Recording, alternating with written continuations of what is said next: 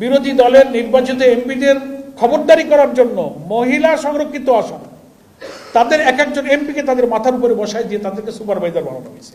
প্রচন্ড সংবিধান বিরোধী, সম্পূর্ণ অনিয়ম, দলীয়করণের একটা নির্লজ্জ পদক্ষেপ হচ্ছে এটা। নির্বাচিত একজন এমপিকে আপনি অনির্বাচিত সংরক্ষিত আসনের একজন মহিলা যিনি ওই এলাকার কোনো মানুষ নন তিনি তার উন্নয়নে তদারক করবেন? সংবিধানে একজন জনপ্রতিনিধির এখতিয়ারের উপর হস্তক্ষেপ করা হয়েছে এবং তাও করবেন আপনি বিরোধী দলের এমপির উপরে, সরকারি দলের সংরক্ষিত।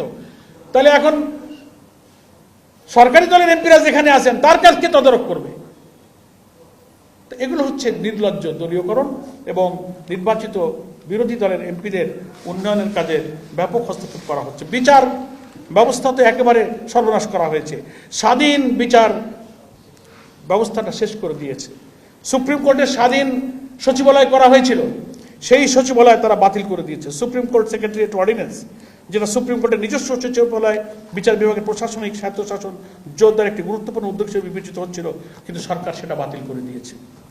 স্বাধীন বিচারক ব্যবস্থা নিয়োগের 2025-এর যে সুপ্রিম কোর্ট জাজেস অ্যাপয়েন্টমেন্ট অর্ডিন্যান্স সেটা বাতিল করে দিয়েছে। ফলে এখন হচ্ছে যে বিচারপতি নিয়োগের স্বচ্ছতা, মেধা থাকলো না, রাজনৈতিক প্রভাব এখানে এসে পড়ল। তো আমি সরকারের ব্যাংক প্রসঙ্গটা আমি বলেছি, ব্যাংক লোনের ব্যাপারে প্রায় 50,000 কোটি টাকার মতো ব্যাংক থেকে লোন নিয়েছে প্রথম মাসে সরকার,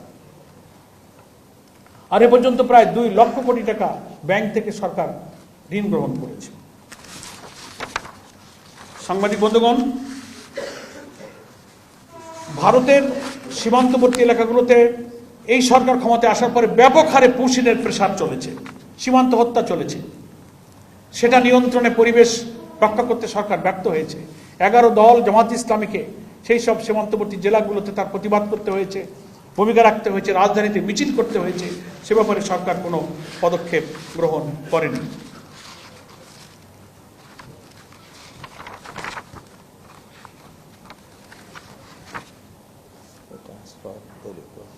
হ্যাঁ, আমি দলীয়করণের ব্যাপারে তো আপনাদের কাছে তথ্য দিয়েছি এবং ওর সাথে তো এটাও যুক্ত যে যারা যারা সৎ অফিসার ছিলেন সরকারের বিবেচনায়, যিনি তাদের দলীয় লোক মনে করেন না অথচ সৎ মানুষ, তাদেরকে দেদারছে ওএসডি ট্রান্সফার, বদলি, ডিমোশন, প্রাপ্য প্রমোশন, ডিউ প্রমোশন তাদেরকে দিচ্ছে না, চরমভাবে ডিপ্রাইভ করা হচ্ছে।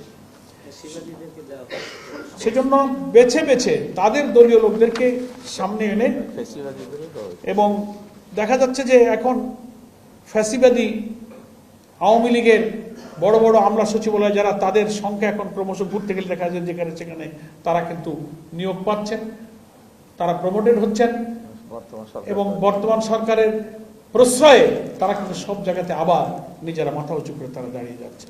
এবং গত 15ই আগস্টে তাদের শোক দিবসের কর্মসূচি পালন আগের বছরের চেয়ে বিভিন্ন জায়গায় সরকারি প্রশ্রয়, সুপ্রিম কোর্ট, হাইকোর্ট অঙ্গন থেকে শুরু করে বড় বড় জায়গায় তারা যেভাবে বিচরণ করছেন তাতে বোঝা যাচ্ছে যে একদলীয় শাসন এবং আওয়ামী লীগকে প্রকারান্তরে রাজনীতিতে পুনর্বাসনের একটা ষড়যন্ত্র তাদের রাজনৈতিক হীন স্বার্থে তারা কিন্তু শুরু করেছে।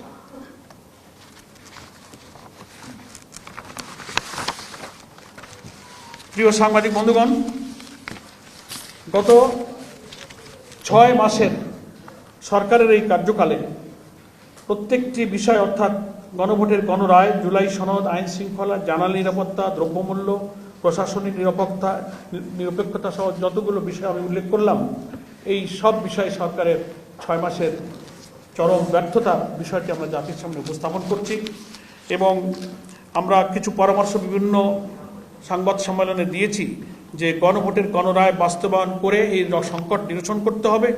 গ্যাস জ্বালানি সংকট নিরসনে আমরা বিরোধী দল এবং জামাত ইসলামী যে লিখিত প্রস্তাব দিয়েছি সেটা বাস্তবায়ন করে সংকট দূর করতে হবে, প্রশাসনকে দলীয়করণ মুক্ত করতে হবে এবং কৃষি, শিল্প, সেচ, বিচার ব্যবস্থা, দ্রব্যমূল্য নিয়ন্ত্রণ, ব্যাংকিং খাত এবং গুম আইনের ক্ষেত্রে যে সমস্ত সর্বনাশা পথে হাঁটছেন সরকারকে এই জায়গা থেকে ফিরে আসতে হবে। আমি শুরুতে বলেছিলাম যে সরকারের নেতিবাচক এবং ব্যর্থতার জায়গাগুলো তো আমি বললাম, 2টা জায়গায় আমরা একটু স্বীকৃতি দিচ্ছি। কিছুটা হলেও সেখানে সরকারের কোনো কৃত্য নেই, কিন্তু আমরা সেটা স্বীকার করি। সেটা হচ্ছে আমাদের দেশের রিজার্ভ যে একটা স্থিতিশীলতা রক্ষার কিছুটা চেষ্টা যে চলছে, এর পিছনে সরকারের কোনো কৃতিত্ব নাই।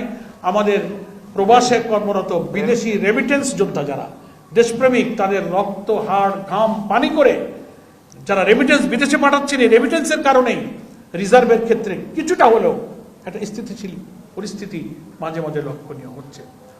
আর একটা হলো পার্লামেন্টে আমাদের বিরোধী দলীয় নেতা ডক্টর শফিকুর রহমানের প্রস্তাবের কারণে ওই সময় বিদ্যমান জ্বালানি সংকট নিরসনে সরকার একটা বিশেষ কমিটি করেছিলেন উভয় পক্ষের সদস্যদেরকে নিয়ে 10 জন সদস্য সমন্বয়ে। 30 দিনের মধ্যে ওনারা সেই কমিটিতে প্রচেষ্টা চালিয়ে সমস্যার কারণ এবং সমাধানের একটা পথ ওনারা বের করেছিলেন। সেটাও বিরোধী দলের প্রস্তাবের কারণে হয়েছিল। এটুকু আমরা স্বীকৃতি দিচ্ছি যে সেই উদ্যোগটা তারা গ্রহণ করেছিলেন। আর সরকারের প্রত্যেকটি মন্ত্রণালয় এবং বিভাগে আমরা ব্যর্থতার দৃশ্যই শুধু চোখে দেখতে পাচ্ছি। জনদুর্ভোগ বাড়ছে।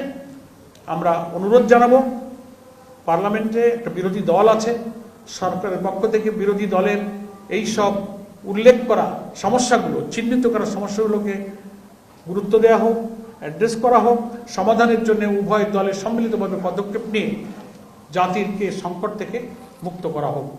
6 মাস পার হয়েছে। আমরা আশা করি সরকারকে, আমরা আগের দিনের সাংবাদিক সম্মেলনে বলেছি, সরকার ব্যর্থ হোক এটা আমরা চাই না। সরকারের ভালো কাজে সহযোগিতা করাই আমাদের পার্লামেন্টের বিরোধী দলীয় নেতার প্রতিশ্রুতি যে আমরা ভালো কাজে সহযোগিতা করতে প্রস্তুত, কিন্তু মন্দ এবং জনস্বার্থ বিরোধী কাজে আমরা বিরোধিতা করব এবং আমরা বাধা দিব। আমাদের সেই রাজনৈতিক ভূমিকা সংসদেও চলবে, বাইরেও চলবে। ধন্যবাদ। আমরা আমাদের মূল্যায়ন নিয়মিতই করছি আলহামদুলিল্লাহ। আমরা এই কথার মধ্যে প্রত্যেকটি ব্যাপারে আমাদের ভূমিকা, আমাদের বক্তব্য, আমাদের প্রস্তাবনা একদিকে পার্লামেন্টে, একদিকে বাইরে আমরা রেখে যাচ্ছি।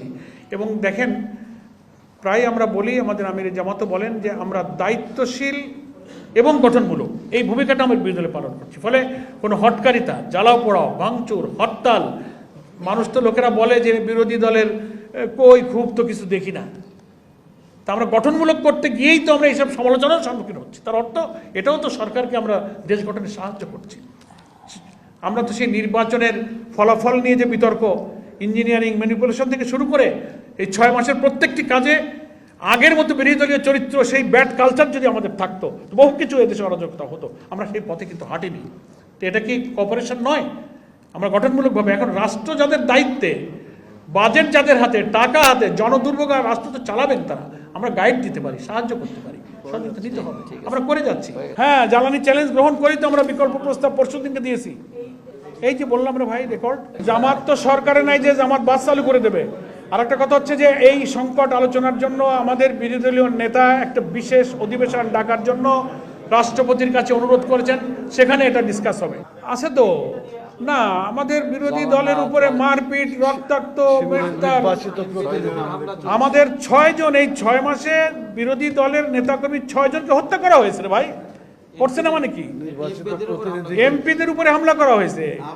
আমাদের আমির হামজা কুষ্টিয়া কিচ্ছু করে নাই, দিব্যি তিনি একটা কাজ সেরে যাচ্ছেন, সামনে পিছিয়ে পুলিশ প্রোটেকশন। মাসুম মোস্তফা নেত্রকোনা। ফলে এমপিরা যেখানে আক্রান্ত হচ্ছেন, 6 জন শহীদ হয়েছে, হেলমেট পরে একেবারে যুবলীগের কায়দায় নেমে যাচ্ছে না। ওদের হচ্ছে কল্যাণের অংশ থেকে 1 লাখ 1.5 লাখ করে দিচ্ছে 1 কোটি টাকার মধ্যে। না না, এটাকে আপনি ধর্তব্যের মধ্যে ধরবেন না। এইকেই তো, তাও দলীয়করণ, ওই বিএনপি করা লাগবে টাকা পাইতে গেলে। এই পর্যন্তই থাকেন। আমাদের সেই কার্যক্রম অনুযায়ী পর্যবেক্ষণ চলছে, এইটুকু জানেন আপাতত। আমরা না, এর পাল্টা যদি কেউ বুঝতে বলতে চায় যে আপনারা ওই রকম পাল্টা কিছু করেন, শক্তি দেখান, এটা অনেকে বলতে চান। আমরা রাজনীতিতে কোনো সংঘাতকে অ্যাডমিট করতে চাচ্ছি না।